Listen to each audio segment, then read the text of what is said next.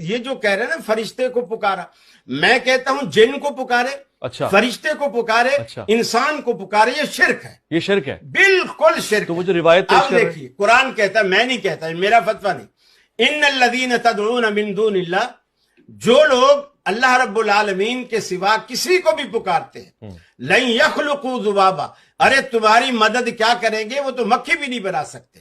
پھر فرمایا یہ کسی ایک پیر فقیر کی بات نہیں ہے، ولا وجتمعوا لہ، اگر ساری کائنات کے یہ جتنوں کو بھی تم کرنے والا سمجھتے ہو، اگر ساری کائنات کے لوگ بھی یہ جمع ہو جائیں تو پھر بھی وہ مکھی نہیں بنا سکتے. تو دوستو آپ نے دیوبندی حضرات کا عقیدہ دیکھ لیا، کس طریقے سے اللہ رب العزت نے جو آیتیں نازل کی تھی وہ آج سنیوں پر فٹ کری جا رہی ہیں کتنی صفائی کے ساتھ میں.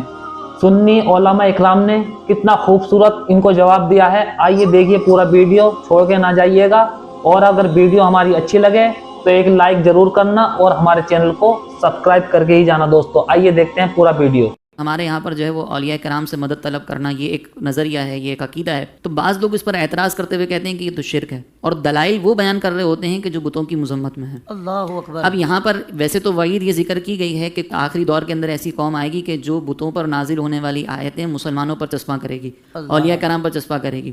یہ تو وعید بیان کی گئی ہے. ان کو پتہ ہوتا ہے کہ یہ بتوں پر آئی ہیں پھر بھی بیان کر رہے ہوتے ہیں اولیاء، یہ بھی پھر بھی کر رہے ہوتے ہیں. اللہ اکبر. دوسرا اس کے اندر ایک پرابلم یہ ہوتا ہے کہ دیکھیں یہ آیات عقلی اعتبار سے بھی اگر ہم دیکھیں نا تو مسلمانوں پر چسپاں نہیں ہو سکتی. جی.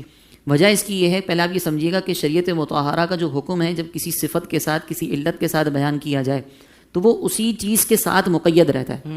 جیسے مثال کے طور پر ٹخنوں سے نیچے کپڑا لٹکانا، سرکار علیہ الصلوۃ والسلام نے ایک مقام پر مطلقاً اس کی وعید بیان فرمائی کہ جو شخص ٹخنوں سے نیچے کپڑا لٹکاتا ہے تو اللہ تبارک و تعالیٰ اس پر نظر رحمت نہیں فرمائے گا.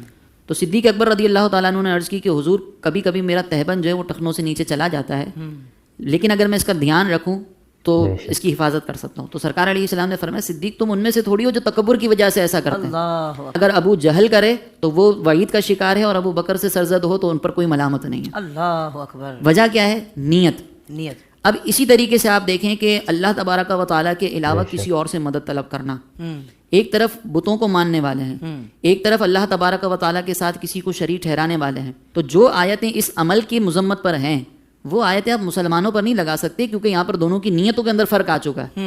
جب نیت کے اندر فرق آ جائے گا تو جو حکم وہاں پر نازل ہوا ہے وہ یہاں پہ نہیں لگ سکتا، کبھی بھی نہیں لگ سکتا. اب یہ فرق جب تک سمجھیں گے نہیں کہ یہ کیا فرق ہے تب تک ظاہر سی بات ہے کہ آپ یہی عمل کرتے رہیں گے کہ کوئی آپ کے سامنے آیتیں بیان کرے گا، کہے گا دیکھو اللہ کے علاوہ کسی کو پکارنا نہیں چاہیے، اور آپ پکار رہے ہیں، یہ توحید کے خلاف ہوگا. اور آپ تذبذب کا شکار اس لیے ہوں گے کیونکہ آپ نے توحید کے معنی کو سمجھا ہی نہیں تھا کہ توحید ہے کیا چیز. آپ نے توحید کی اہمیت کو سمجھا ہی نہیں تھا. آپ نے شرک کے جو پہلو ہیں، شرک کی جو صفات ہیں یا شرک کی جو اقسام ہیں اس کے بارے میں صحیح سے جانا ہی نہیں تھا کہ کس وقت انسان جو ہے وہ شرک کے اندر مبتلا ہو جاتا ہے. جیسے مثال کے طور پر اللہ تبارک و تعالیٰ نے اپنے لیے بھی ان اللہ بالناس لرؤوف الرحیم فرمایا. اور اگر ہم سرکار علیہ الصلوۃ والسلام کی شان دیکھیں تو اللہ تبارک و تعالیٰ نے آپ کے لیے بھی فرمایا کہ مومنوں پر رؤوف الرحیم ہے. قرآن میں ہی ہے، قرآن میں ہی ہے. تو اب آپ ذرا غور کریں کہ قرآن ایک طرف اللہ تبارک و تعالیٰ کو بھی رؤوف الرحیم فرما رہا ہے، ایک طرف جو ہے وہ قرآن میں نبی کریم علیہ الصلوۃ والسلام کے لیے بھی رؤوف الرحیم کی صفت کا استعمال ہوا. بظاہر لفظ ایک ہیں لیکن ان کے معنی اور مفہوم کے اندر بہت فرق ہے. تو دوستو آپ نے دیکھا ایک طرفہ بات سننے میں مزہ تو زیادہ آتا ہے مگر پوری بات سمجھ میں نہیں آتی. اب آپ نے دونوں کی بات سنی ہے، کمنٹ میں ضرور بتانا کہ کس کی بات آپ کو صحیح لگتی ہے، اور ہمارے چینل کو سبسکرائب کر کے ہی جانا دوستو ایسی ویڈیو دیکھنے کے لیے.